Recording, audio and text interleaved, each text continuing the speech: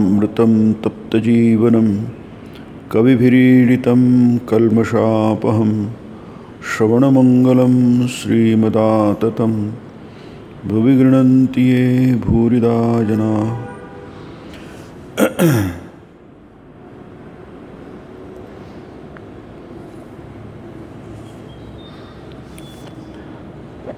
साप्ताहिक प्रवचनमालेचा आपला विषय आहे श्रीरामकृष्ण वचनामृत आणि श्रीमद्भगवद्गीता। एक चिंतन। आपण श्रीरामकृष्ण वचनामृताचा 20वा अध्याय बघत आहोत।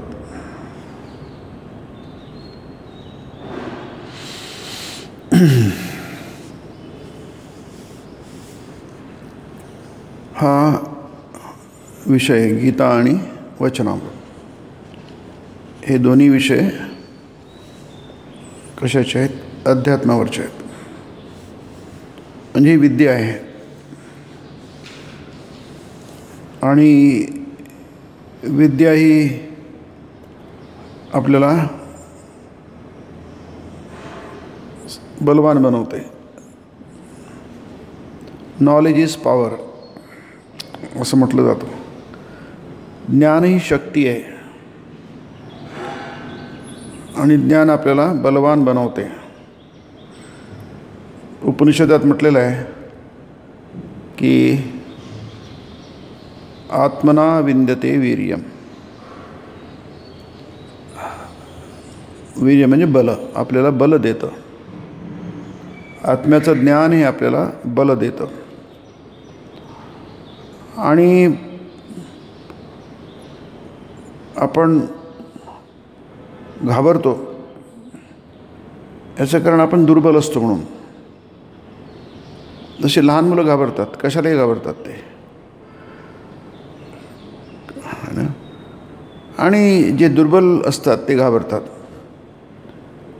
पशुसुद्धा नेहमी घाबरतात। दुर्बल पशु असतात जंगलामध्ये, काही दुर्बल असतात, काही सबल असतात। दुर्बलांना नेहमीच भीती वाटत असते की सबल जे आहेत, वाघासारखे हिंस्र पशु आहेत, ते त्यांना मारून टाकतील। त्यासाठी नेहमी स्ट्रेंथ इज लाईफ स्वामी म्हणतात। आणि स्वामीजी पुढेही म्हणतात, स्वामी विवेकानंद, की अध्यात्मज्ञान तुम्हाला इतकं बल देतं इतकं कोणतीच गोष्ट जगात बल देऊ शकत नाही। आणि म्हणजे तुमच्या मनातून भीती घालवून टाकतं। सगळेजणच जगात घाबरलेले असतात, पण काही कमी घाबरलेले असतात, काही जास्ती घाबरलेले असतात। काहींना खूप भीती वाटत असते, काहींना कमी भीती वाटत असते। पक्षीसुद्धा पाणी पिताना एकदम पिऊ शकत नाहीत। ते पितात, पुन्हा चारीकडे बघतात, पुन्हा पितात, पुन्हा चारीकडे पिताना ते बेसावध होऊन जातात। तेवढ्यामध्ये कोणी त्यांना झेप मारून टाकू नये। मंदिराच्या वरती शेकडो कबूतर बसलेले आहेत। त्यांना नेहमी भीती वाटते की एखादा ससाणा किंवा घार येऊन त्यांच्यावर झडप घालेल। इतक्या उंचावर बसले बघा, सगळीकडे दिसतं त्यांना, त्यासाठी तिथे बसले असतात। कारण त्यांना स्वसंरक्षण करता येत नाही, स्वतःला त्यांना वाचवता येत नाही। त्याच्यात भीती खूप असते की नाही। चिकन हार्टेड म्हणतात ना, नाही, हृदय फार कच्चं असतं आपलं। आणि ती भीती जायला काही आपल्याला मार्ग नसतो। ही भीती आपली नेहमीची भीती आहे, जगण्याची भीती आहे। पण आणखी एक मोठी भीती असते, ती म्हणजे आपण जाणार नाही। त्याला म्हणतात आयुष्य। आयुष्य मर्यादित असतं की नाही। अशी जगात कोणतीच गोष्ट नाही त्याचं आयुष्य मर्यादित नाही आहे, ससीम नाही आहे। अगदी पृथ्वीचं आयुष्यसुद्धा मर्यादित आहे। या ब्रह्मांडाचं आयुष्यसुद्धा मर्यादित आहे, जास्ती आहे खूप। आता पृथ्वीचं आयुष्य खूप आहे, करोडो वर्ष झाले आहे पृथ्वी, आणखी करोडो वर्ष राहणार आहे, हे बरोबर आहे। पण किती करोड वर्ष म्हटलं तरी शेवटी काय ते नाशवान आहे नाही. त्याला नंतर एव्हनेसन्स म्हणतात त्याला, म्हणजे ती गोष्ट इम्परमनंट आहे, परमनंट नाही आहे. जगामध्ये कोणतीच गोष्ट परमनंट नाही आहे. Impermanent is the only permanent thing. Uncertainty is certain thing असं वाटतं. निश्चित काय असेल तर अनिश्चित ते सत्निश्चित आहे. त्यालाच गीतेमध्ये अशाश्वत म्हटलेलं आहे. दुःख आलयम अशाश्वत म्हटलं आहे. म्हणजे ही गोष्ट जर आपल्याला समजली तर ती आपल्याला शहाणी बनवते, विवेकी बनवते. आपण जन्मभर वेड्यासारखे वागतो आणि वेड्यासारखे वागत आहोत हे आपल्याला काही समजतच नाही. कधी जन्मभर समजत नाही. याचं कारण आपल्याकडे विवेक नसतो. विवेक म्हणजे सिलेक्शन. कोणतं परमनंट आहे, कोणतं इम्परमनंट आहे, कोणतं टिकणार आहे, टिकाऊ आहे, कोणतं नकली आहे, कोणतं असली आहे, कोणतं सार आहे, कोणतं असार आहे, कोणती वस्तू आहे, कोणती अवस्तू आहे. आणि वस्तू म्हणजे असते, अवस्तू म्हणजे नसते. तर हे जे आहे फार अवघड आहे. आपले कित्येक आयुष्य निघून गेले तर ते काही समजायला खाली नाही, रिकामं नाही आहे की नाही. म्हणून प्रयत्न करत गेला पाहिजे. प्रयत्न केला तर काही ना काहीतरी तुमच्या पदरात पडेल. किती कठीण गोष्ट असली तर ही गोष्ट अशी आहे की वाया जात नाही. नाही तर जगामध्ये आपण अर्धवट कोणती गोष्ट केली की वाया जाईल आहे. आपण अर्धवट भात शिजवला तो भात कच्चाही नाही आहे, शिजलेलाही नाही आहे. मग काय होईल आहे, खाता येत नाही आहे पण भात आहे तो. जसं हॉटेलमध्ये पुष्कळ अर्धा कच्चा भात खाऊ घालतात तुम्हाला, चांगला पक्का शिजलेला भात नसतो तो. तुम्ही खाता पण शिवाय देता. काय भात आहे, कसा खायचा, कच्चा आहे, नीट शिजलेला नाही आहे. तर प्रत्येक गोष्टच अशी असते की आपण त्याचा वापर करतो पण वैताग येतो वापर करताना. तर जगामध्ये राहतो आपण वैतागलेले असतो. सगळंच काही बिघडलेलं नाही आहे आणि सगळंच काही ठीक पण नाही आहे. त्यामुळे नेहमीच नाराजी असते आपली. कधी कधी थोडी कमी होते, कधी जास्ती होते. हे कमी जास्तीचं प्रमाण आहे पण त्याचा मनावर परिणाम होतो. म्हणून इथे विवेकाचा अभ्यास हा सतत करायचा असतो. त्याला म्हणतात विवेकाभ्यास. एका दिवसात 2 दिवसात होणारी ही गोष्ट नाही आहे किंवा एका वर्षात 2 वर्षात होणारी गोष्ट नाही आहे. गोष्ट अत्यंत सोपी आहे पण आपल्यासाठी सोपी नाही आहे ती. कारण त्या दृष्टीने आपले काही प्रयत्न नाही आहे. म्हणून सुअल्प जरी केले, गीता म्हणते सुअल्प प्रयत्न ते केले. अल्प नाही, अल्प म्हणजे थोडे, अगदी थोडे. स्वल्प म्हटलं आहे, संधी आहे ती. सुअल्पची संधी स्वल्प होईल आहे. मी जर थोडं जरी केलं तरी त्रायते महतो भयात, फार मोठ्या भयापासून तुमचं रक्षण होईल आहे. त्राण म्हणजे रक्षण. त्रायते महतो भयात, महान भयापासून तुमचं रक्षण होईल आहे. महान भय आहे कुठे आहे, ते नेहमी काही प्रकट होत नाही पण ते आत दडलेलं आहे किंवा पटकन बाहेर निघतं. ते कोणतीही गोष्ट, जसं क्रोध आहे, आपण सगळे नॉर्मल आहोत, काहीच नाही आहे. पण अशी एक परिस्थिती निर्माण झाली, एकदम माणूस भडकतो. राग, तर हा इतका भडकला कशाला, लोकांवर काहीच कारण नाही आहे किंवा असलं तरी फारच क्षुल्लक आहे. मला एवढं राग यायला झालं काय, असे बाकीचे लोक प्रश्नचिन्ह त्यांच्या चेहऱ्यावर असतं. परंतु तो राग बाहेरून आलेला नसतो, आतच दडलेला असतो, फक्त त्याचा स्फोट होतो. तसंच प्रत्येक गोष्ट आहे. भीती आतमध्ये दडलेली आहे, ती नेहमीच प्रकट होत नाही. जेव्हा त्याला प्रसंग येतो तेव्हा ती प्रकट होते, वेगवेगळ्या ती प्रकट होते. जसं कोणाला बोलण्याची सवय नाही आहे, भाषण देण्याची, त्याला म्हटलं भाषण द्या म्हटलं, आता तो काय दिवसभर तो वैताग म्हणजे दुःख हे असेल, काळजीत असेल, ताणात असेल. आता मला बोलायचं आहे, काय बोलायचं आहे, लोक काय म्हणतील, माझी तयारी नाही आहे वगैरे वगैरे. जर परीक्षेची भीती असते आणि ती परीक्षाच असते बोलणं म्हणजे. मग तो घाबरलाच असतो. जर आजचं ते कॅन्सल झाला कार्यक्रम तर किती छान होईल आहे असं त्याला सारखं वाटत असतं. कारण काय ती भीती एरवी नव्हती, पण त्याला ते कारण मिळाल्यामुळे त्याला मग आतली भीती आहे ती प्रकट झाली. म्हणून कोणत्याही गोष्टी एकदम तुम्हाला मिळत नाही. थोडं जरी केलं, सुअल्प थोडं का करतात. आता प्रल्हाद होता, आपलं नेहमीचं उदाहरण आहे, फार सुंदर उदाहरण आहे भागवत पुराणामध्ये, आहे की नाही. त्याला थोडं कर म्हणायची सांगायची गरजच नाही आहे की नाही.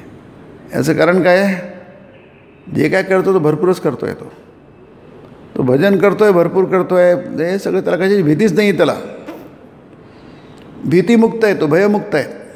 प्रल्हाद बघा, त्याला किती प्रकारे त्याच्या वडिलांनीच मारण्याचा प्रयत्न केला. त्याला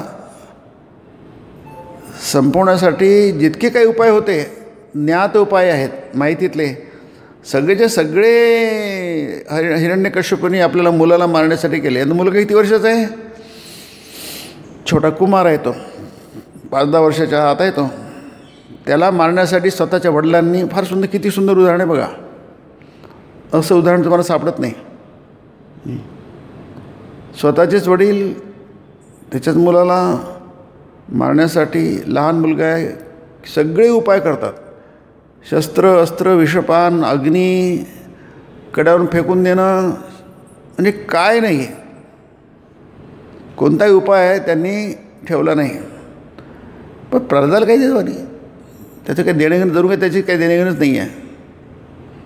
किती सुंदर उदाहरण आहे बघा. काही मनात भीतीच नाही त्याच्या, कुठेच भीती नाही आहे.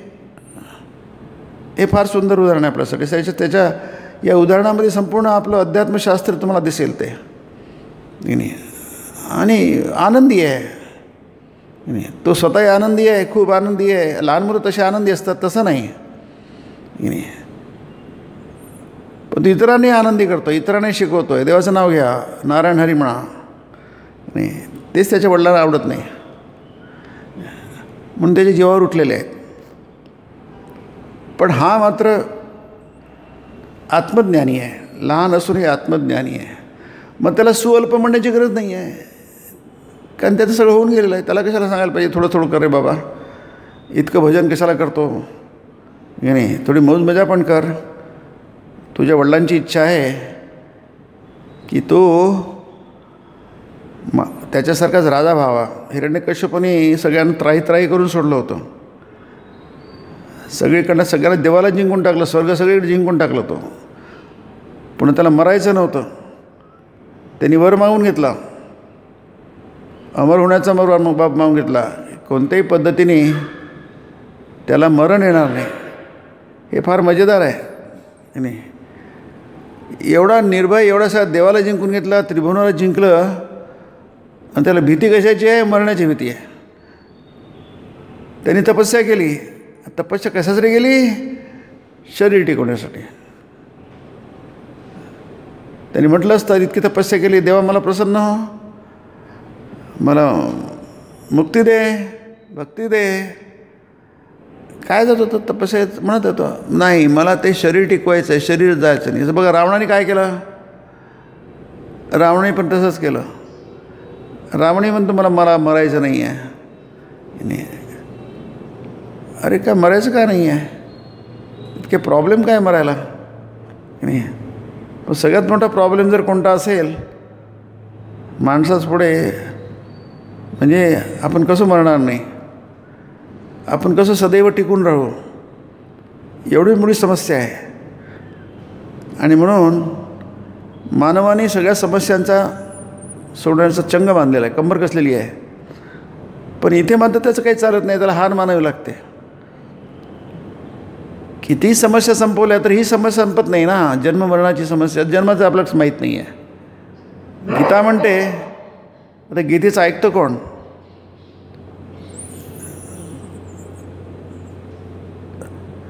जातस्य ध्रुव मृत्यू ध्रुवम जन्म मृतस्य. गीता म्हणते, अध्यात्म म्हणतं, वेदांत म्हणतो, उपनिषद म्हणतं,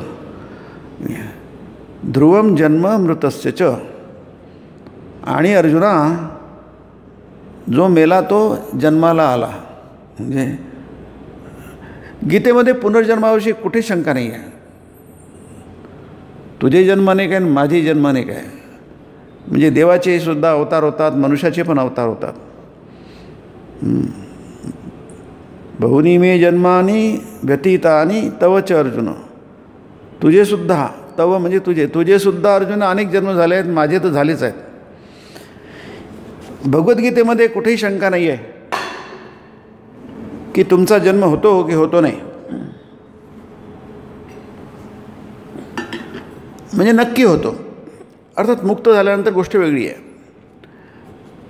अवतार ही सृष्टी नाही, जन्म नाही आहे, ते लीला आहे. म्हणून त्याला जात इव म्हटलेलं आहे. जणू काही जन्म झाला, त्याला खरा जन्म नाही, आपला खरा जन्म आहे. कारण आपला जणू काही जन्म झाला असं वाटतच नाही आपल्याला. आपल्याला वाटतं आपण खरोखर जन्म झाला आहे. आणि ते काही कमी आहे म्हणून आपण बर्थडे पण मोठ्या थाटामाटाने साजरी करतो. अरे तो खरा जन्म नाही आहे तुमचा. तवच अर्जुन, तुला वाटतं की तुझा खरा जन्म आहे, मला वाटत नाही माझा खरा जन्म आहे म्हणून. मला जन्म नाही म्हणजे मला मृत्यू नाही आहे. जातस्य ध्रुव जन्म. जर जन्म असेल तर ध्रुव निश्चितच मृत्यू आहे. आणि मृत्यू जर निश्चित असेल तर जन्म पण निश्चितच आहे. पण तुम्ही जर म्हटलं की मला जन्म नाही आहे, मग तुला मृत्यू पण नाही आहे. यालाच अध्यात्म म्हणतो आपण. हा फरक असतो महापुरुषांमध्ये, अवतारामध्ये आणि मनुष्यामध्ये. म्हणून तो दिव्य जन्म असतो. माझं कर्मजन्म दिव्य आहे म्हणतो. आपलं जन्म दिव्य नाही आहे. आपली कर्म पण दिव्य नाही, फार लौकिक आहे. त्याच्यामुळे त्याचं फळ पण लौकिकच मिळतं.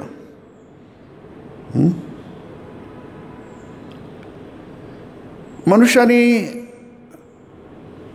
जरी जाणून घेतलं की त्याला मरण नाही आहे की नाही, त्याचा जन्मही नाही आहे,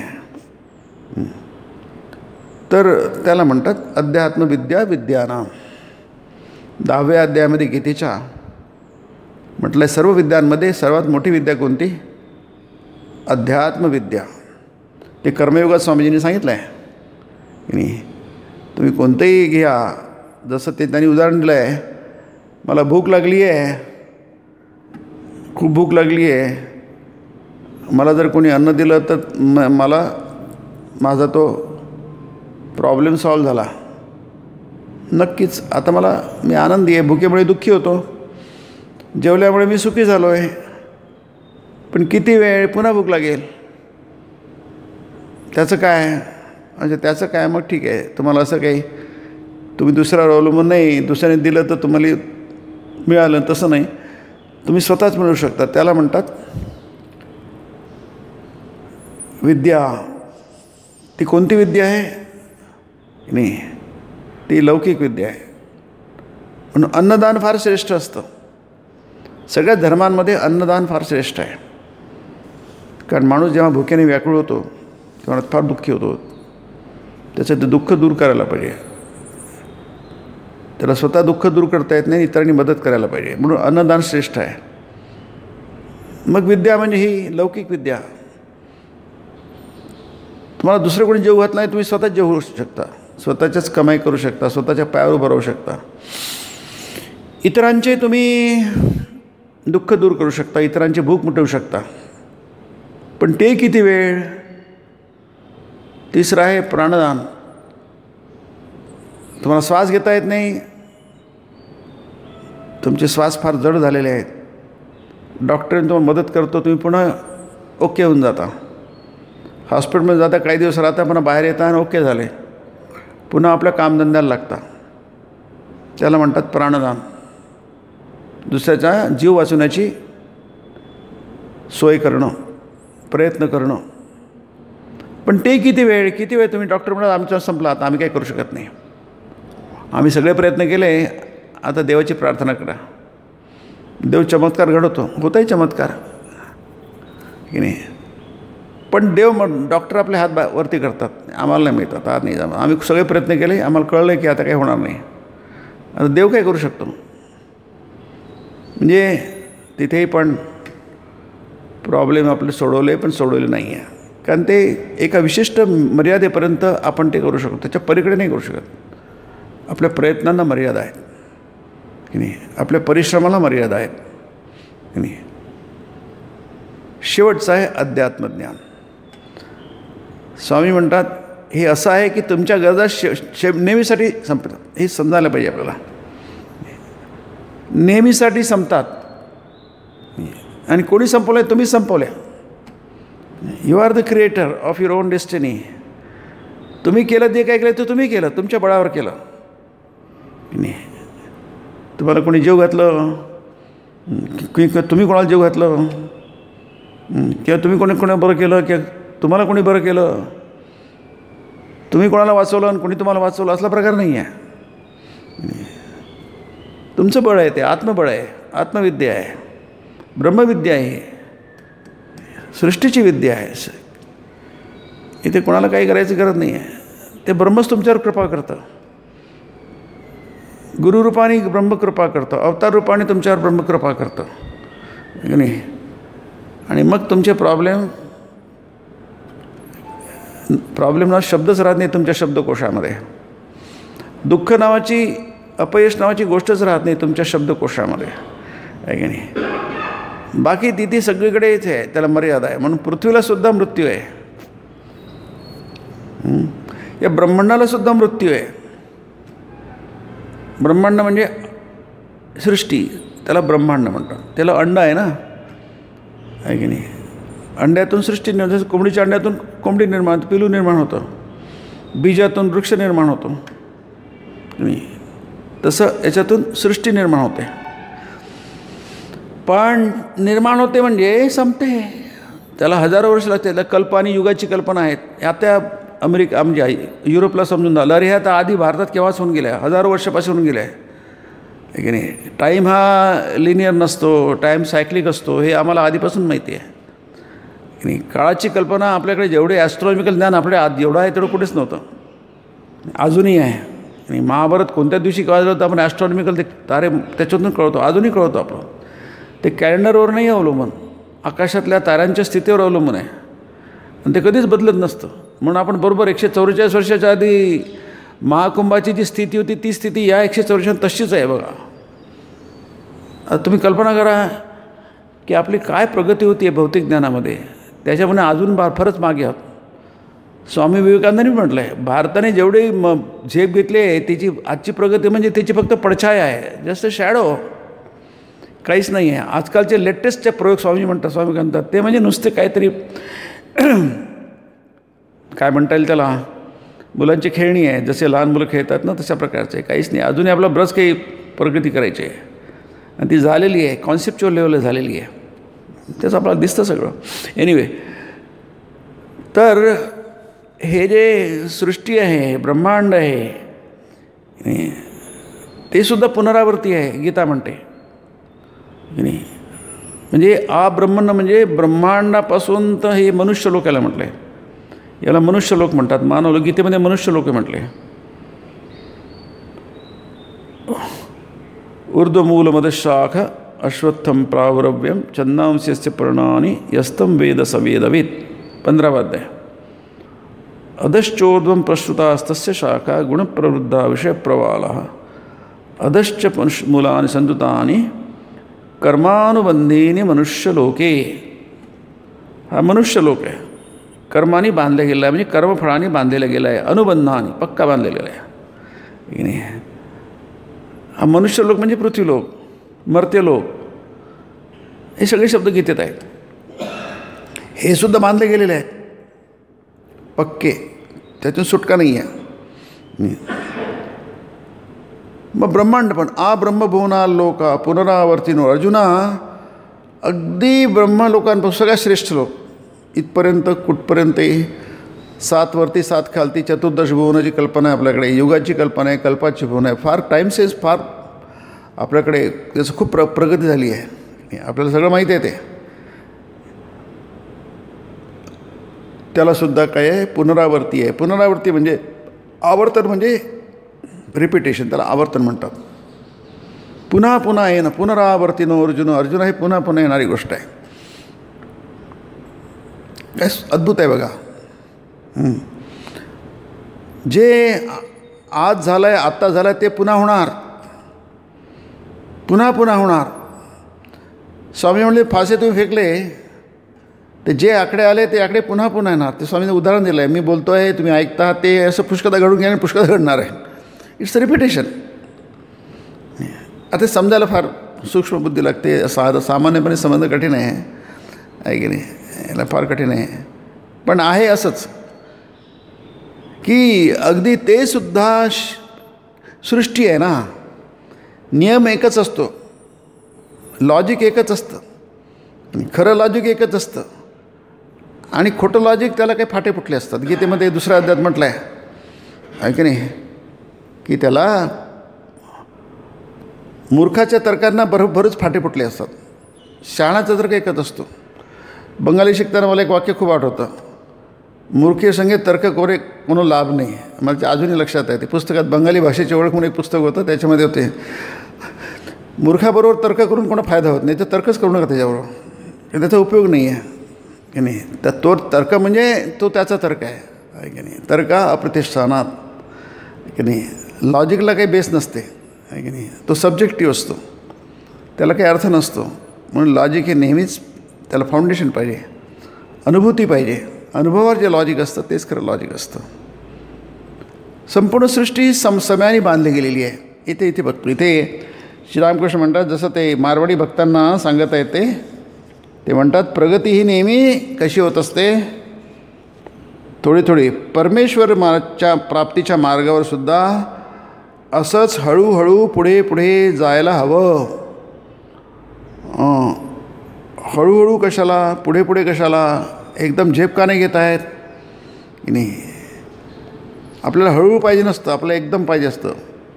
नाही 6G समजा बाजारात आलं तर सगळे लोक तुटून पडतात. आमचा पहिला नंबर लागला पाहिजे की नाही.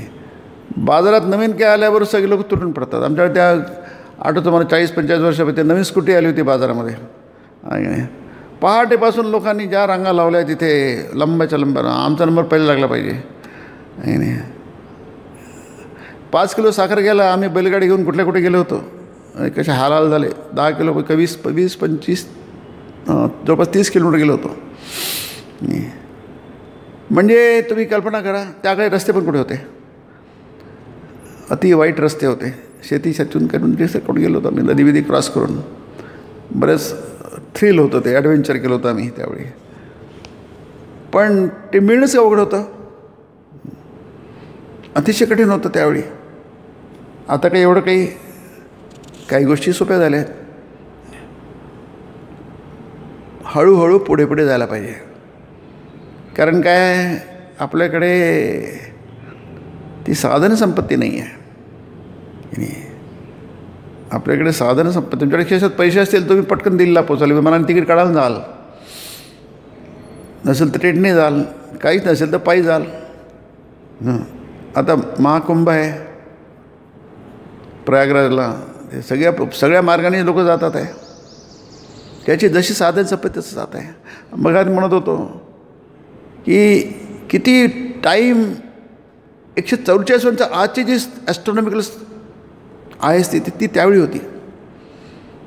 आजही माहिती आहे. महाभारताची तुमचे डेट्स कधी फिक्स करता, कारण त्याच्यात वर्णन आहे महाभारतामध्ये की त्यावेळी आकाशातल्या स्टारांची स्थिती कधी होती. त्याच्यावर कॅल्क्युलेशन करून सांगू शकता किती वर्ष कोणत्या वेळी कोणती गोष्ट घडली, कुठे घडली एक्झॅक्टली. आणि ते तुम्ही आजही त्याला, आजचं विज्ञान जे यंत्रवर डिपेंडंट आहे ते सुद्धा नाकारू शकत नाही. कुठून आलं आहे सगळे, मनाची शक्ती आहे, ती मनाची पॉवर आहे की नाही. यंत्रामध्ये शक्ती आहे, पण यंत्रापेक्षा कितीतरी पटीने शक्ती मनामध्ये आहे. की नाही. फक्त ती आपण एक्सप्लोअर नाही केली, आणि ते एक्सप्लोअर करण्यासाठी जे शास्त्र आहे त्याच्याकडे आपण लक्ष देत नाही आहे.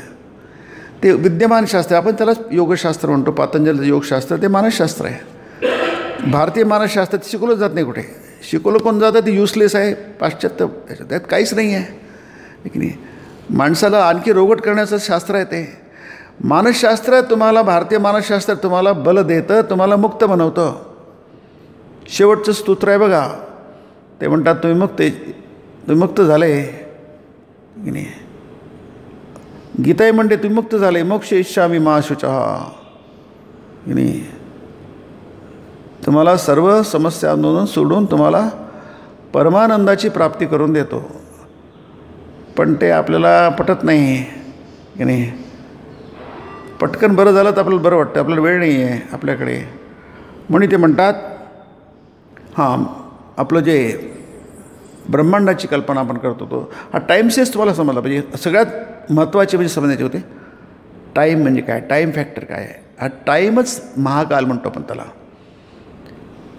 वेळच उत्पन्न करतो, काळ उत्पन्न करतो, काळच गडप करतो, हे लक्षात घेतलं पाहिजे. समजायला सोपी कल्पना आहे. तुम्ही थोडासा जर मनाला, बुद्धीला थोडा ताण दिला तर, आहे की नाही. पण हे सगळं काळ नावाची गोष्ट नाही आहे. म्हणून आपल्याला काळाची पूजा होते. महाकाल म्हणजे शिवाची पूजा होते. त्याला महाकाल, उज्जैनचे शिव महाकाल आहे.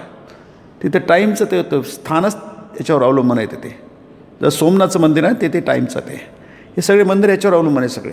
आपल्याला फक्त स्थूल मंदिरं दिसतात, तसं नाही आहे ते शक्तिस्थान आहेत, बलस्थान आहे. शिवलिंग म्हणजे शक्तिस्थान आहे ते की नाही. म्हणून ज्योतिर्लिंग आपण ज्याला वगैरे म्हणतो, सगळे मंदिर हे शक्तीचे स्थान आहे की नाही.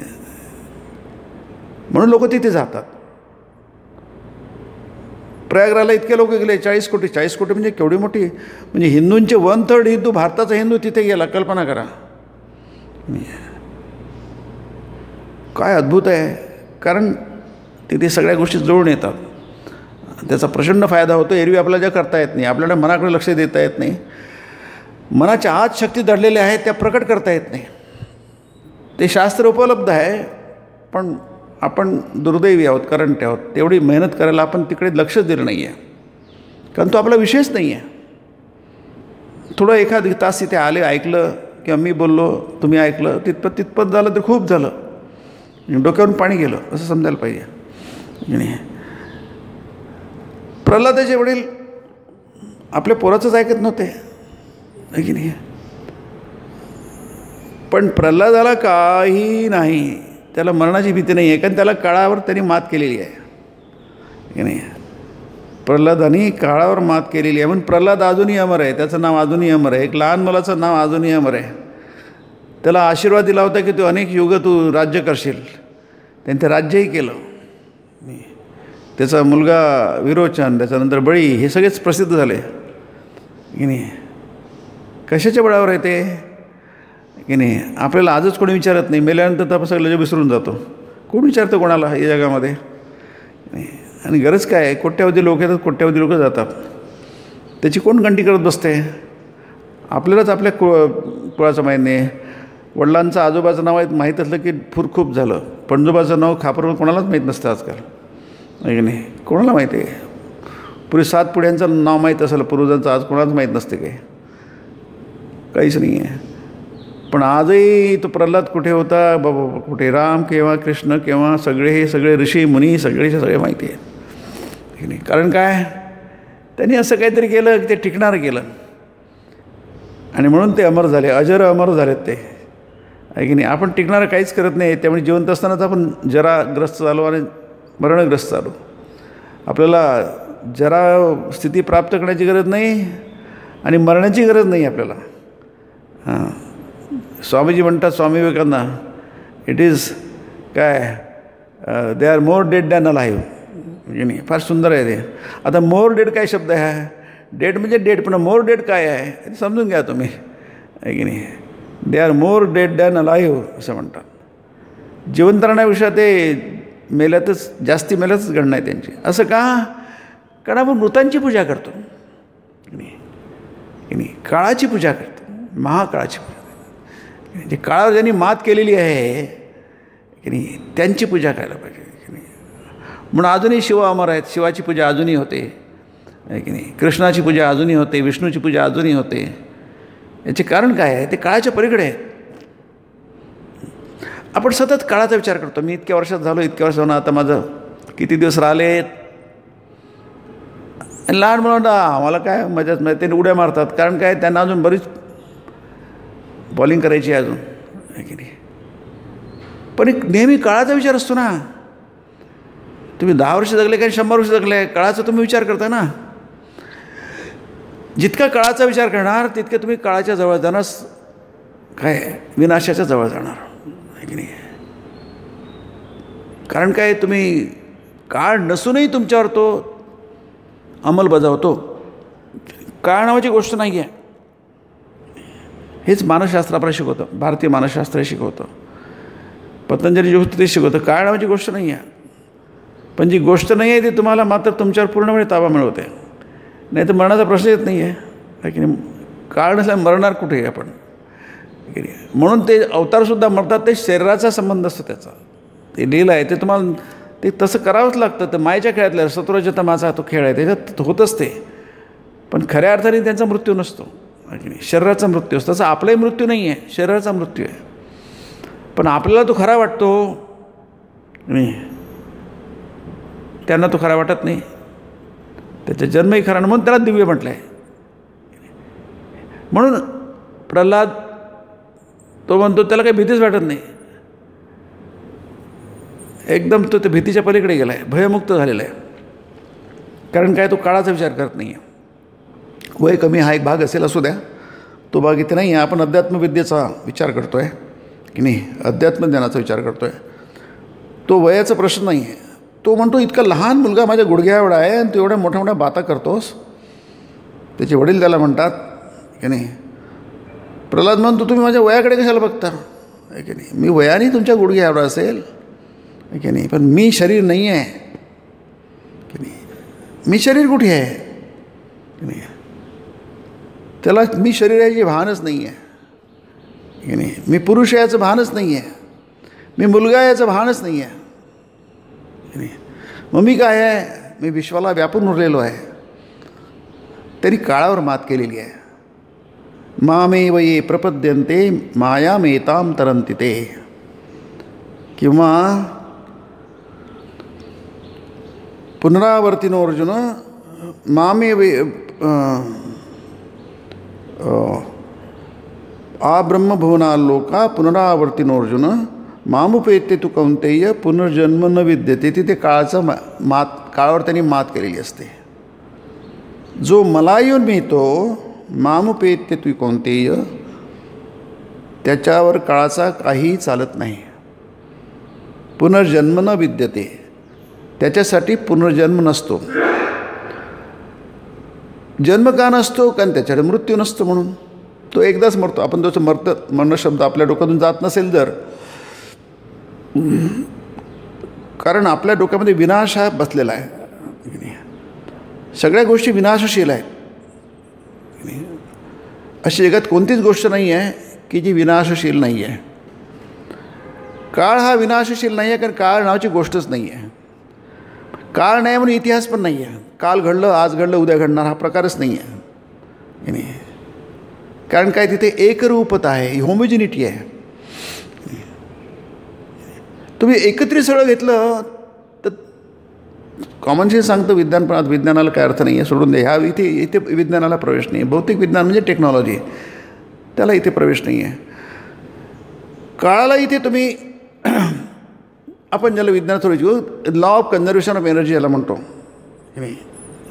कोणती गोष्ट कधी नष्ट होत नसते की नाही, कन्झर्व होत असते. जगामध्ये जेवढी गोळाबेरीज आहे सगळ्या, जसं मॅटर आणि एनर्जी आपल्याला सगळ्यांना तुम्हाला माहिती आहे की नाही. आता जसं ही घंटी आहे, ही घंटी म्हणजे मॅटर आहे आणि साऊंड म्हणजे एनर्जी आहे. साऊंड एनर्जी तुम्हाला सगळ्यांना माहिती आहे. 5 एनर्जी आहे, त्यातला साऊंड एनर्जी आहे, मॅग्नेटिझम एनर्जी आहे, इलेक्ट्रिसिटी एनर्जी आहे, हीट एनर्जी आहे, सगळं तुम्हाला माहिती आहे की नाही. तर यांची गोळाबेरीज एकच आहे. ते त्याच्यात कधी टाकू शकत नाही. एक युनिट तुम्ही काढू शकत नाही. हे समजायला काही विशेष कठीण नाही आहे. त्यालाच म्हणतात law of conservation of energy, आहे की नाही. जगात जेवढं म्हणून मॅटर आणि एनर्जी आहे ते नेहमी समानच असते. त्यात काहीच कमी होऊ शकत नाही आणि काहीच टाकलं जाऊ शकत नाही. कसं शक्य आहे? काय टाकणार तुम्ही त्याच्यामध्ये? म्हणून त्याला पूर्णमद पूर्णबिंद म्हटलेलं आहे की ती संकल्पना तीच आहे. ती आपलं उपनिषदाचा शांती मंत्र आहे, वेदातला शांती मंत्र आहे की तुम्ही पूर्णात पूर्ण मुदच्यते, पूर्णामध्ये तुम्ही काय टाकणार, पूर्णामधून तुम्ही काय काढणार आहे की नाही. त्यात काही टाकलंही जाऊ शकत नाही आणि त्याच्यातून काही काढलंही जाऊ शकत नाही, कारण ते कंप्लीट आहे. ती पूर्ण म्हणतात, ॲब्सोल्यूट आहे. ती कंप्लीट आहे, ते पूर्ण ब्रह्म आहे. त्यात तुम्ही काही टाकूही शकत नाही आणि काही काढूही शकत नाही. मग ती जी तुमची त्याच्या पलीकडे गेली, तुम्ही टाईमच्या पलीकडे गेले, संकल्पनेच्या पलीकडे, काळाच्या संकल्पनेच्या पलीकडे गेले, इथे तर जन्म नाही मृत्यू नाही. मामुपेत्य तु कौंतेय पुनर्जन्म न विद्यते. तिथे पुनर्जन्माचा प्रश्न येत नाही आहे. नाही, तुम्ही ब्रह्माशी एकरूप, तुम्ही विश्वाशी एकरूप झालेत की नाही. खरं म्हणजे जन्माची गोष्टच नाही, मृत्यू नाही. जसं समुद्राच्या पृष्ठभागावर लाटा उंचावतात, तो त्याचा जन्म आहे की नाही, आणि त्या कोसळतात, तो त्यांचा मृत्यू आहे की नाही. हे झालं आपलं दृश्य. आपण बघतो ते बरोबर बघतो ते की लाटांचा जन्म झाला, लाटांचा मृत्यू झाला, लाटांचा जन्म, लाटांचा मृत्यू झाला. असंख्य तरंग लाटा असतात समुद्राच्या पृष्ठभागावर, पाण्याच्या पृष्ठभागावर. जन्म होतो, सतत सतत मृत्यू होतो. पण तो खरोखर जन्म आहे, खरोखर मृत्यू आहे का? तो नाही. जेव्हा तुम्ही उगमानी असतं बघता तेव्हाच तो मृत्यू आणि जन्म बघतो. तसा खरा जन्म नाही आहे, तो खरा उदयनयन असता नाही आहे. आणि संविदेशा स्वयंप्रभा याच्यात म्हटलं, शास्त्रामध्ये त्याला म्हटलं आहे, ही संविद आहे, स्वयंप्रभा आहे ती की नाही. नो उदयती नस्तमेती. त्याचं उदय नाही, त्याचं अस्तही नाही आहे की नाही. ही समिद आहे. समिद म्हणजे प्रज्ञा, तुमची अनुभूती किंवा तुमचं ते ब्रह्मभाव, त्याला इथे ब्राह्मी स्थिती म्हटलं आहे गीतेमध्ये आहे की नाही. त्याला उदय नाही, नसतं नाही आहे. पूर्णाला उदय नाही, पूर्णाला अस्तही नाही आहे. तिथे काळाची संकल्पनाच नाही आहे, सगळंच अस्तित्ववान आहे. पण हे तुम्हाला कर्मशः समजून घ्यावं लागेल, कारण तो संस्कार आपल्यामध्ये नाही आहे. पण प्रल्हादाला म्हटलं, आता त्यांनी सगळे उपाय करून बघितले तरी तो उभाच आहे त्यांच्यासमोर. हिरण्यकश्यपसमोर उभाच आहे, त्याला काही भीती दिसत नाही. का आश्चर्य, माझ्यासमोर सगळं जग चळचळा कापतं आणि हाला काही भीतीच नाही आहे, असाच उभा आहे. पण तो त्याच्यात काही तो हे नाही आहे, ताठा नाही आहे तो, किंवा तो अहंकार नाही आहे, काही गर्व नाही आहे. तो जो आहे तो आहे नाही. त्यात काहीच नेहामाव, मला कशाची भीती वाटत नाही, असं विषय काही नाही आहे. भीती वाटत नाही म्हणजे वाटत नाही. भीती वाटायची कशाला पाहिजे, त्याला माहीत नाही. भीती कशाला म्हणत तेच माहीत नाही त्याला. त्यामुळे वाटायची की नाही वाटायची हा प्रश्न पण उद्भवत नाही. वाटत नाही म्हणजे वाटत नाही, कारणच नाही भीती वाटायचं. तो मृत्यूलाही घाबरत नाही आहे. बरं, एकदा झाला तर दुसऱ्याला मृत्यू घाबरतो. समजा एकाने स्वतःची आत्महत्या करण्याचा प्रयत्न केला, पण दुसऱ्यांदा कधी जन्मत चुकून करणार नाही तो, आहे की नाही. तो पुन्हा कधी करणार नाही, कारण त्याला एकदा अनुभव आला की मरण्याचं म्हणजे काय असतं, पुन्हा दुसऱ्याचा प्रयत्न नाही करणार तो. पण याचं असं नाही, याला किती प्रकारे मारण्याचा प्रयत्न झाला आहे, त्याला जाळण्याचा पण प्रयत्न. आपण होळी करतो ना, आता होळी येईलच, होलिका दहन म्हणतो आपण. त्याची आत्या होती ती प्रल्हादाची, त्याला मांड्यावर घेऊन बसली, ती मेली आणि हा जिवंतच राहिला की नाही. गीतेमध्ये म्हटलं आहे ना की त्याला कोणी न क्लेदयंती त्यापो न क्लेदयंती तापो न शोषयती मारुता. त्याला शस्त्र का कापू शकत नाही, अग्नी जाळू शकत नाही, पाणी भिजवू शकत नाही, वायू सुकवू शकत नाही. हे सगळे एलिमेंट्स आहेत, महाभूत आहेत. हे त्याला काहीही करू शकत नाही. न जायते म्रियते वा कदाचित नायम भूत्वा भविता वा न भूयः. हा अज आहे, अजन्म आहे, अजो नित्य आहे, परमनंट आहे, शाश्वत आहे की नाही. नित्य आणि शाश्वत एकाच्यात वापरतात, दोन्हीचे अर्थ जवळजवळ आहे पण थोडेसे भिन्न आहेत. पुराण आहे, पुराण म्हणजे नित्य नूतन, त्याला पुराण म्हणतात. पुराणव इति जे कधीच जुनं होत नाही त्याला आपण पुराण म्हणजे पुराण शब्दाचा अर्थ आहे जे नेहमी नवीन असतं त्याला पुराण म्हणतात. पुराणवैती अजो नित्य शाश्वतोयम पुराणो न हन्यते हन्यमाने शरीरे. शरीराचं हनन होतं, तुमचं हनन होत नाही, तुमचं मृत्यू नाही आहे. की नाही, नित्य आणि शाश्वतमध्ये काय फरक आहे? आकाशामध्ये पावसाळ्याच्या आधी सुरुवातीला तुम्हाला इंद्रधनुष्य दिसतं, ते अनित्य आहे. तुम्हाला सगळ्यांना माहिती आहे की ते अनित्य आहे. काही वेळेस राहणार ते आकाशामध्ये, थोड्या वेळ राहणार, नंतर निघून जाणार. पण ते किती वेळ राहणार तुम्हाला माहीत नाही, त्याला अशाश्वत म्हणतात. त्याची शाश्वती नाही आहे. ते 5 मिनटं राहू शकतं, 10 मिनटं राहू शकतं, किंवा बघता बघता संपू शकतो. पण ते संपणार आहे नक्कीच, हे सगळ्यांना माहिती आहे. पण ते केव्हा संपणार आहे ते आपल्याला सांगता येत नाही. ते केव्हा तेही माहिती आहे, केव्हा ते संपणार आहे. त्याच्या अर्थामध्ये बरंचसं साम्य आहे, थोडासा फरक पण आहे, कॉनोटेशनमध्ये थोडासा फरक आहे. अजो नित्य शाश्वतोयम पुराणो न हन्यते हन्यमाने शरीर. तो पुराणाबद्दल मला काही भीतीच नाही, त्याला सगळं माहिती आहे की नाही. माझ्या शरीराचा पण नाश होऊ शकत नाही की नाही.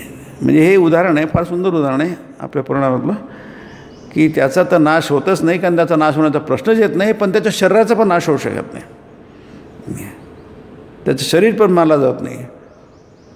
मग तो शेवटी काहीच राहिलं नाही, सगळे उपाय हारला त्याचे वडील. याला नष्ट करण्याचे सगळे उपाय तो हारला. म्हणजे करून बघितले, त्याचा उपयोग काहीच झाला नाही. म्हणजे मग शेवटी कुठे आहे आता, मीच पॉवरफुल आहे, मी स्वतःच बघतो मारतो. तुझा जो आहे देव, की जो तुला वाचवतो आहे तो कुठे आहे, मी त्यालाच मारतो. म्हणजे नाही कुठा रे मुलाघाता, मुळावरच आगर घातला की ते झाडच पडून जातं, ते झाडच मरतं की नाही. ही योजना त्याच्या वडिलांची, हिरण्यकशिपूची, की ज्याला हा वाचवतो त्यालाच मारून टाकलं म्हणजे मग काय सगळे प्रश्न आपोआप सुटून जातील. प्रश्न असे सुटत नसतात नाही. आपण आपली अक्कल वापरून सोडवतो, पण आपल्याला अक्कल नाही हे आपल्याला माहीत नाही आहे. आपली अक्कल फारच तोकडी आहे. त्याने मोठे प्रश्न सुटत नसतात. छोटे छोटे प्रश्न ठीक आहे, ते प्रश्न नाही आहे, छोटे छोटे सुटून जातात. जीवनव्यापी प्रश्न सुटत नसतात. तो म्हणतो की कुठे सगळीकडेच आहे की नाही. अविनाशी तू तद्विद्धी येन सर्वविदम ततम. गीता म्हणते ततम व्याप्तम, सर्वकडे ततम आहे, व्याप्तम आहे, ते अविनाशी आहे. विद्धी म्हणजे जाणही. अर्जुन तू जाण, जे अविनाशी आहे ते. विनाशमव्यस्य अस्य न कश्चित कर्तुमर्हति. दुसरा अध्याय गीतेचा सांख्ययोग. तू त्याला कसा मारशील? त्याला मारायला देवसुद्धा त्याला मारू शकत नाही. न कश्चित कर्तुमर्हति, कोणीही त्याला मानायला योग्य नाही आहे. त्याचा नाश करणं त्या कोणाच्याही अखत्यारीतली बाब नाही आहे. ती कोणालाही शक्य नाही आहे, कारण ते अविनाशी आहे. मूळ तत्वच अविनाशी आहे. तो पदार्थ नाही आहे, वस्तू नाही आहे. जशी भौतिक वस्तू तशी वस्तू नाही आहे. ती सर्वव्यापी वस्तू आहे. त्याला मारणार कसं तुम्ही? म्हणून स्वामीजी म्हणतात की आमचा देश अनादी अनंत आणि अविनाशी आहे, त्याला मृत्यू नाही आहे. आम्ही आत्म्याप्रमाणेच अनादी अनंत आणि अविनाशी. कारण काय त्याचं कारण काय आहे? आम्ही प्रत्येकाच्यात विखुरलेलो. तुम्ही कोणाकोणाला मारणार? आपण जातीविषयी खूप बोलतो, जातीने भारताचं. पण स्वामी अरे तुम्ही काय मूर्खासारखे बोलता? अरे भारतात जाती होत्या म्हणून भारत टिकला, नाही तर बाकी सगळे जर मरून गेले असते केव्हा संपला असता भारत. आता आज आपल्याला वाटतं काय असं काय उलटं समजतोय. आज पर्शिया कुठे आहे? ते इराण होऊन गेलं आहे. कारण काय? पर्शिया एकच संध होता, एकच जाती होती तिथे. एक संपलं की सगळं संपलं. तुम्ही मूळ कापा सगळं झाड कोसळतं. इथे किती फांद्या आहे? असंख्य फांद्या आहेत. किती फांद्या कापल्या तरी आपल्या झाडाला काही होत नाही आहे, पुन्हा येतील ते. ही भारताची शक्ती आहे. ती शक्तीच तुम्ही नष्ट करायला झाली आहे. पण तो वेगळा प्रश्न, सामाजिक प्रश्न करून टाकला. पण तो सामाजिक प्रश्न नाही आहे, आणि त्याला सामाजिक प्रश्न करून टाकले. असो, ते जरा फार गहन आहे, त्यात आपण जात नाही. पण काळ हा आपण बघतो आहे. विनाशमव्यस्य अस्य न कश्चित कर्तुमर्हति. त्याचा विनाश करायला कोणीही समर्थ नाही. ते हिरण्यकश्यपूला पटत नाही. हिरण्यकश्यप हा पूर्णपणे भौतिकवादी, जडवादी आहे. पक्का जडवादी आहे तो. म्हणून तो म्हणतो मला मरायचं नाही आहे की नाही. त्यासाठी तपस्या करतो. वर मागून घेतो. ज्या गोष्टी मला नष्ट करतात ते मला कोण नष्ट. मला दिवसा मृत्यू येणार नाही, रात्री मृत्यू येणार नाही, आत मृत्यू येणार नाही, घराच्या बाहेर मृत्यू येणार नाही, शस्त्राने मृत्यू येणार नाही, ह्यानी म्हणतो नाही त्याने मृत्यू येणार नाही, आहे की नाही. जमिनीवर मृत्यू येणार नाही, आकाशात मृत्यू येणार नाही. इतक्या अडी टाकतो की मृत्यूची शक्यताच संपवून टाकतो. पण शेवटी काय आहे, मृत्यू नावाची गोष्ट आहेच. याचं कारण काय, जन्म आहे तर मृत्यू आहे. तुम्ही किती, रावणाने तेच म्हटलं ना, मला हा मारू शकणार नाही, तोही मारू शकणार. रावण शेवटी मेलाच की नाही. कारण काय, हे हा जडवाद आहे. त्यालाच भोगवाद म्हणतात, इहवाद म्हणतात, काही म्हणा, 10 नावं तुम्ही देऊ शकता की नाही. पण शेवटी काय, ते मुळातच चूक आहे. तुमची पहिली स्टेज चुकली की तुमचं उत्तर चुकीचंच येणार. सगळी उत्तरं चुकतात. कारण ते चुकण्यासाठीच आपण प्रश्न सोडवायला आपण वेळ घालवत असतो, वाया घालवत असतो उगाच. आधीच चुकलेलं असतं, उत्तरच चुकलेलं असतं, कारण सुरुवातच चुकीची केलेली असते तुम्ही. प्रल्हाद म्हणतो की तुला, मला कुठे तुझा तो नारायण कुठे आहे, म्हणजे कुठे नाही, सगळीकडेच आहे. असं कुठेच नाही आहे. ये न सर्वमिदं ततम. काय सुंदर आहे बघा गीतेमध्ये, आहे की नाही. तुम्ही कुठे आहे म्हणता, तुम्ही कुठे नाही असं म्हणा, कारण कुठे नाही असं काहीच नाही आहे. त्याला कसं तुम्ही मारणार. न कश्चित कर्तुमर्हति, तर ते विना शक्यच नाही आहे. आता हे त्याच्या डोक्यावरून जाईल ना, आमच्या डोक्यावरून जातो. तर हिरण्यकशिपू तो जडवादीच आहे, तो पक्का भोगवादी आहे, तो पक्का मटेरियलिस्ट आहे. त्याच्या डोक्यावरून जाणार असतो. म्हणतो काय काय, अरे कुठे आहे सांग मला. तो कुठे, कसं मी तुम्हाला कसं सांगणार कुठे नाही म्हणून. मला सगळेच आत्मा दिसतो, नारायण दिसतं, नारायणाचं मधुर काही दिसत नाही आहे. आता त्याला कळत नाही, कन्फ्यूज झाला तो. आपणही कन्फ्यूज झालो आहे, कळत नाही. म्हणजे हा नेमक्याला म्हणायचं काय आहे, प्रल्हादाला म्हणायचं काय आहे. मग शेवट पिन पॉईंट कर. एक खांबात आहे की नाही, म्हणजे पिन पॉईंटिंग आहे बघा, लक्षात घ्या. शॉर्ट लिस्टिंग आहे ते. तुम्हाला ती गोष्ट माहिती आहे. मला तो म्हणतो मग त्या डोळ्यात म्हणतो त्याच्याच स्तंभ दिसला, याच्या स्तंभात आहे का. अरे आहे का, मी सगळीकडे आम्ही त्याच्यातही असणारच की. प्रश्न कुठे आहे, जेव्हा सगळीकडे आहे तो इथे असणारच की. त्याचा आत्मविश्वास बघा प्रल्हादाचा, आहे की नाही. ती अनुभूती आहे की नाही. म्हणजे समजा रागाने त्यांनी खड्ग म्हणा, गदा म्हणा, जे काय असेल, शस्त्राने प्रहार केला, त्याच्याच महारातल्या खांबावर प्रहार केला आणि काहीच झालं नसतं, मग किती मुश्किल झाली असती, आहे की नाही. प्रल्हाद म्हणतो की मला सगळीकडे नारायण दिसतो आहे, आणि त्यांनी पोडला आणि तिथून काही खांबा तुटला असता की नाही. परंतु बाकी काहीच घडलं नसतं. पण त्याचा इतका प्रचंड विश्वास आहे की त्याला दिसतं आहे, म्हणजे खरोखर तो खांबा नाही आहे, तो स्तंभ नाही आहे, तर ते काय आहे, तिथे तो नारायण आहे. म्हणून त्याच्यातून तो नारायण प्रकट झाले. नरसिंह रूपामध्ये सगळ्या अटी पूर्ण केल्या. दिवसा मृत्यू नाही, रात्री मृत्यू नाही, जमिनीवर मृत्यू नाही, आकाशात मृत्यू नाही आहे, शस्त्राने मृत्यू नाही, अमुकाने शस्त्राने नखाने केलं आहे, तर म्हटलं आहे. नाही, सगळे त्यांनी कंडिशन्स, त्याने आत नाही आहे, बाहेर नाही आहे, सगळ्याच्या सगळं कंडिशन्स पूर्ण केलं आणि शेवटी मृत्यू आलाच. कारण तुम्ही काळाला पण मात करू शकत नाही. किती कठीण कंडिशन्स टाकल्या, डॉक्टरने किती प्रयत्न केले, ते शेवटी आयुष्याची दोरी तुटणार. कारण काय, ते काळ आहे तो की नाही. पण तो हा म्हणतो की तसं काहीच नाही आहे. याचा मारुती गट तुम्हाला कथा माहिती आहे. ती तुटतो, तो बाहेर येतो, नारायण दोघांचं युद्ध होतो आणि त्याला सगळ्या अटी पूर्ण करून असा मृत्यू ओढवतो. तो असुरांचा राजा हिरण्यकश्यप मरतो. पण याच्यामध्ये काहीच नाही आहे की नाही. कुठेच काही आपल्या पित्याविषयी काहीही नाही आहे की माझ्या पिता माझ्या जीवावर उठला आहे आणि एवढं त्यांनी माझं केलं का. एक कणभरसुद्धा त्याच्यामध्ये तुझा भाव नाही आहे. अद्वेष्टा सर्वभूताना मैत्र करुण एवच, 12वा अध्याय गीतेचा नाही की अद्वेष्टा सर्वभूताना, काही वडिलांविषयी काही नाही. तो पुन्हा म्हणतो मला वर द. अरे वर माग काय, ते मला वर बी काय नको म्हणतो. तो इतका निष्काम आहे की नाही. त्याला सगळंच मिळालं आहे, मला काय मिळालं नाही आहे, मला कशाची गरजच नाही आहे. तो निस्पृह आहे की नाही. निस्पृह म्हणजे मनामध्ये कोणती इच्छाच उद्भवत नाही. माणूस इच्छेने वासनेने बांधला जातो, तो दुःखी होतो, आसक्तीने दुःखी होतो. जग त्याला दुःखी करत नाही. वासनांनी आणि अहंकाराने दुःखी होतो, इच्छांनी दुःखी होतो. जग त्याला दुःखी करत नाही, आपणच आपल्याला दुःखी करतो. तो काहीच मागायला तयार नाही. अरे काहीतरी माग, तर माझ्या वडिलांना त्याच्या मुलाची दुर्गती होऊ नये की नाही. ज्या वडिलांनी त्याला एवढं छळलं, मारण्याचे विविध प्रयोग केले, त्याच्याविषयी त्यांना काही नाही आहे की नाही. वडिलांनी एक थापड मारली की मुलगा त्याच्या पुन्हा कधी त्याच्याकडे माझे वडीलच नाही म्हणतो तो आहे की नाही. त्याला म्हणतात आत्मज्ञान आहे की नाही. 12वा अध्याय आहे, ते ज्ञानी भक्त आहे तो. ते 8 श्लोक आहे 12व्या अध्यायातले, अद्वेष्टा सर्वभूतांपासून की नाही. तो भक्त नाही आहे, ज्ञानी भक्त आहे की नाही. अद्वैत भक्त आहे तो. पुष्कळ जण म्हणतात की अरे हे तर भक्ताचे लक्षणच नाही आहे. तर भक्ताचे लक्षण आहे कुठे? ते तुमच्या भक्ताचे लक्षण आहे, ते अद्वैत भक्ताचे लक्षण आहे. शंकराचार्याने ते सांगितलं आहे आणि ते बरोबर आहे. ते तसंच आहे, ते आहे की नाही. अद्वैष्टा सुंदर सगळं आहे ते आहे की नाही. सगळे 8 श्लोक अद्भुत आहेत. ते ज्ञानी भक्त आहे तो की नाही. प्रल्हादाचं उदाहरण आहे ते की नाही.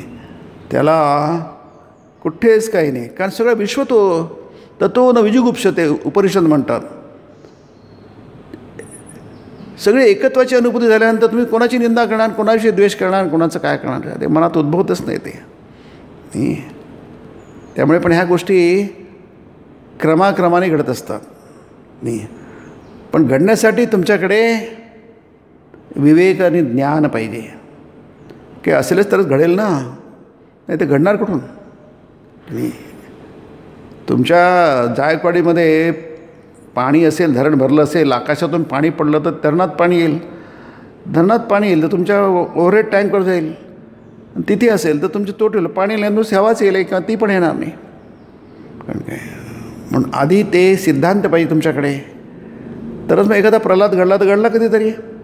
पण एक प्रल्हाद सगळ्या जगाला उद्धारू शकतो, त्याला ज्ञान देऊ शकतो, एक आदर्श देऊ शकतो.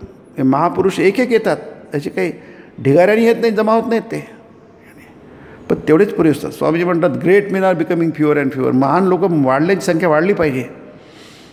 याचा अर्थ काय?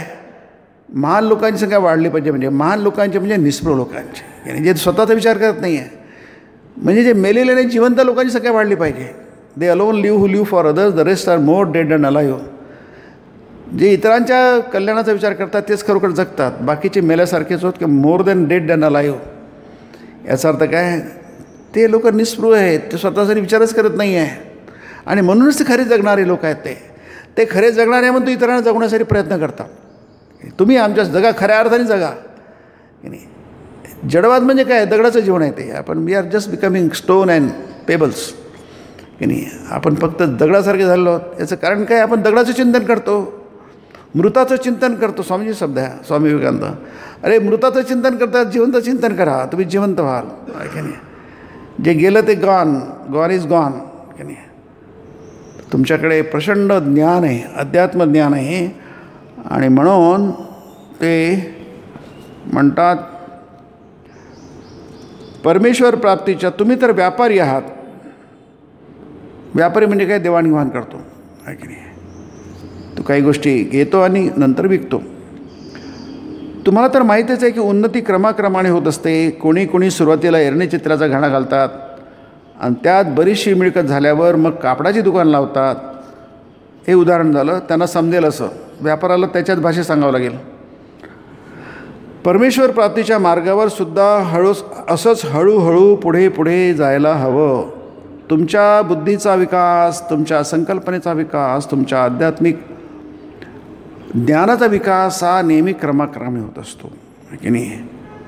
म्हणजे जी भौतिकता ही आहे ती आपल्या नसानसात शिरलेली आहे. आपल्या रक्ताच्या प्रत्येक थेंबात शिरलेली, हाडाहाड शिरलेली आहे. आपली हाडं पोखरून टाकते ती की नाही. आपले सगळे नर्व्स त्याच्याने प्रभावित झालेले आहेत. त्यामुळे त्याच्यातून बाहेर पडणं फार कठीण आहे. पण ते होत असतं, क्रमाक्रमाने होत असतं. क्रमाक्रमाने एखादा संत निर्माण होत असतो की नाही. एखादा अवतार येत असतो, एखादा प्रल्हाद निर्माण होत असतो, महाभक्त निर्माण होत असतो की नाही. एक मनुष्य सतरती सरती स लोकांस तारयती. ते तरलेलेच असतात. ते पण इतरांना तारण्यासाठी ते प्रयत्न करत असतात. सतत लोकांचा उद्धार करण्याचा त्यांची तळमळ असते की नाही. तेषाम अहम समुद्धरता मृत्यू संसार सागरात. त्या सगळ्या मृत्यू संसारात डुबणाऱ्या लोकांना मी तारतो. गीता भगवंत म्हणतात लवकर तारतो. भवामी नशिरात पार्थ मय्या वेशित चेत. त्यांनी प्रयत्न करतात, माझ्याकडे लक्ष देतात. मयी आवेशित चेतसाम. ते मला त्याचं मन देतात, बुद्धी देतात आणि मग मी त्यांना ते ज्ञान देतो. ज्ञानदीपेन भास्वता. त्यांचा दीप मंद जळत असतो, तो प्रखर जळतो. थोडासा प्रकाश असतो, मी मोठा प्रकाश करतो. हे गीतेचे शब्द आहेत की नाही. तेलाची वात आपण समेत तेल लावतो, वात थोडीशी जास्त जळली जाते, ते मंद देवा त्याची ती ज्योत दिसते फार मंद झालेली असते. आपल्या ते लक्षात येतं, आपण काय करतो, पटकन जातो आणि त्याला वात थोडी समोर करतो. आता अगदी मंद प्रकाश होतो, प्रकाश आता एकदम पूर्ण उडून निघतं.